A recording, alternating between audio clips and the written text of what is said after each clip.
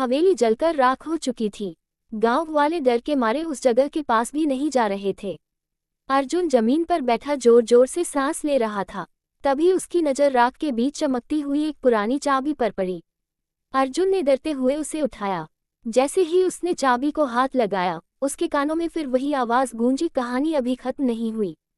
अर्जुन को लगा सब खत्म हो चुका है, लेकिन उसी रात उसे सपने में रिया दिखाई दी। वह रो रही थी। उसने कांपती आवाज़ में कहा, कुछ आत्माएं अभी भी हवेली में कैद हैं। अर्जुन अचानक नींद से जाग गया। उसके कमरे की खिड़की अपने आप खुल चुकी थी और बाहर से ठंडी हवा आ रही थी। अगले दिन अर्जुन गांव के पुराने मंदिर में गया। वहां एक बूढ़े पुजारी ने उसे हवेली का रहस्य बताया। पुजारी ने एक पुराना नक्शा अर्जुन को दिया। नक्शे में हवेली के नीचे बने गुप्त तहखाने का रास्ता दिखाया गया था। पुजारी ने चेतावनी दी, अगर तुम वापस गए तो शायद इस बार लौटकर न आ सको। रात होते ही अर्जुन फिर उस जली हुई हवेली के पास पहुंचा। वहां अब सिर्फ टूटी दीवारें और राख बची थी। लेकिन जैसे ही वह अंदर गया, अचानक चारों तरफ धुंध फैलने लगी। कुछ सेकंड बाद उसके सामने वही पुरानी हवेली फिर से खड़ी थी, जैसे वह कभी जली ही ना हो। अर्जुन नक्शे के सहारे तहखाने तक पहुंचा। वहां दीवार के पीछे एक गुप्त दरवाजा छिपा था। उसने चाबी उस ताले में लगाई। दरवाजा धीरे धीरे खुला और अंदर से बर्फ जैसी ठंडी हवा बाहर आई। अर्जुन ने डरते हुए अंदर कदम रखा। दरवाजे के अंदर एक लंबा अंधेरा गलियारा था। दीवारों पर जलती हुई मोमबत्तियां अपने आप जल उठीं। अर्जुन जैसे जैसे आगे बढ़ रहा था, उसे महसूस हो रहा था कि कोई उसके पीछे चल रहा है। अचानक दीवारों पर सैकड़ों चेहरों की परछाइयां दिखाई देने लगीं। वे सब दर्द में चीख रही थीं। गलियारे के आखिर में एक पत्थर की मेज रखी थी। उस पर काले रंग की पुरानी किताब रखी थी। किताब को देखते ही अर्जुन के हाथ कांपने लगे। उसने जैसे ही किताब खोली, कमरे में तेज हवा चलने लगी। किताब में आत्माओं को बांधने वाले काले मंत्र लिखे थे। तभी पीछे से भारी आवाज गूंजी, रिया सिर्फ एक आत्मा थी। अर्जुन ने पीछे मुड़कर देखा तो अंधेरे में एक विशाल काली परछाई खड़ी थी। उसकी आंखें आग की तरह जल रही थीं। वह इस हवेली की सबसे खतरनाक शक्ति थी, जिसने रिया की आत्मा को सालों तक कैद रखा था। उस काली शक्ति ने अर्जुन से कहा, अगर तुम यहाँ से जिंदा जाना चाहते हो तो अपनी आत्मा मुझे सौंप दो। पूरा कमरा कांपने लगा। अर्जुन डर गया, लेकिन उसने मना कर दिया। अगले ही पल वह परछाई जोर जोर से हंसने लगी। अचानक जमीन फटने लगी और काले हाथ बाहर आने लगे।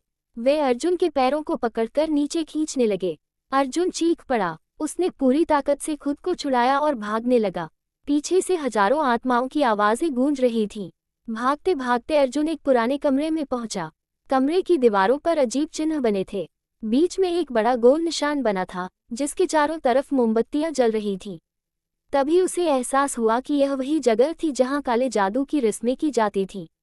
अचानक कमरे का तापमान बहुत ठंडा हो गया। धुंध के बीच रिया फिर दिखाई दी, लेकिन इस बार उसका चेहरा पहले जैसा डरावना नहीं था। उसने अर्जुन से कहा, अगर उस शैतान को नहीं रोका गया तो वह पूरी दुनिया में फैल जाएगा। रिया अर्जुन को हवेली के सबसे पुराने हिस्से में ले गई। वहां लोहे का विशाल दरवाजा था, जिस पर खून जैसे निशान बने थे। रिया ने कहा, इसके पीछे वही शक्ति कैद है। तभी दरवाजे के पीछे से जोरदार धमाके होने लगे। दरवाजे पर लगी जंजीरें धीरे धीरे टूटने लगीं। पूरी हवेली कांप उठी। अर्जुन डरकर पीछे हट गया। तभी दरवाजे के अंदर से लाल धुआं बाहर निकलने लगा। उस धुएं में डरावने चेहरे दिखाई दे रहे थे। धुएं के बीच दो विशाल लाल आंखें चमकीं। उन्हें देखकर अर्जुन का शरीर कांपने लगा। अचानक एक डरावनी आवाज गूंजी, मुझे आजाद करो। पूरी हवेली में चीखें गूंजने लगी। रिया ने अर्जुन को एक पुराना ताबीज दिया। उसने कहा, यही तुम्हें बचा सकता है। तभी दरवाजा जोरदार धमाके के साथ खुल गया। अंदर से काली आग की लपटें बाहर आने लगी। अर्जुन ने ताबीज को मजबूती से पकड़ लिया। धीरे धीरे धुएं के बीच एक विशाल काला प्राणी दिखाई दिया। उसका शरीर धुएं और आग से बना था। उसकी आंखें लाल थीं और मुंह से काला धुआं निकल रहा था। उसे देखते ही हवेली की सारी मोमबत्तियां बुझ गईं। वह प्राणी जोर से गरजा। उसकी आवाज से पूरा तहखाना हिल गया। अचानक दीवारों से कैद आत्माएं बाहर निकलने लगीं। वे सब दर्द से चीख रही थीं। अर्जुन ने कान बंद कर लिए, लेकिन आवाजें और तेज होती जा रही थीं। अर्जुन ने ताबीज को हवा में उठाया। अचानक उसमें तेज रोशनी फैल गई। रोशनी पड़ते ही काला प्राणी पीछे हटने लगा। रिया ने अर्जुन से चिल्लाकर कहा, मंत्र पढ़ो। अर्जुन ने काली किताब खोली और मंत्र पढ़ना शुरू किया। जैसे जैसे वह शब्द बोल रहा था, हवेली की दीवारें टूटने लगीं। काला प्राणी गुस्से में चीखने लगा। उसकी आंखों से आग निकल रही थी। अचानक पूरे तहखाने में भयंकर तूफान शुरू हो गया। पत्थर टूटकर गिरने लगे। अर्जुन जमीन पर गिर पड़ा। काला प्राणी तेजी से उसकी तरफ बढ़ने लगा। तभी रिया उसके सामने आकर खड़ी हो गई। रिया ने अर्जुन को बचाने के लिए खुद को उस काली शक्ति के सामने खड़ा कर दिया। अचानक उसके शरीर से तेज सफेद रोशनी निकलने लगी। वह रोशनी पूरे तहखाने में फैल गई। काला प्राणी दर्द से चीखने लगा। रिया की रोशनी से हवेली की दीवारों पर बने सारे काले चिन्ह मिटने लगे। कैद आत्माएं धीरे धीरे आजाद होने लगीं। पूरा तहखाना हिल रहा था। अर्जुन ने देखा कि काला प्राणी कमजोर पड़ता जा रहा है। अर्जुन ने पूरी ताकत से आखिरी मंत्र पढ़ा। अचानक ताबीज से तेज प्रकाश निकला और सीधे उस काले प्राणी से टकराया। उसकी डरावनी चीख पूरे जंगल में गूंज उठी। कुछ ही सेकंड में वह विशाल प्राणी धुएं में बदलने लगा।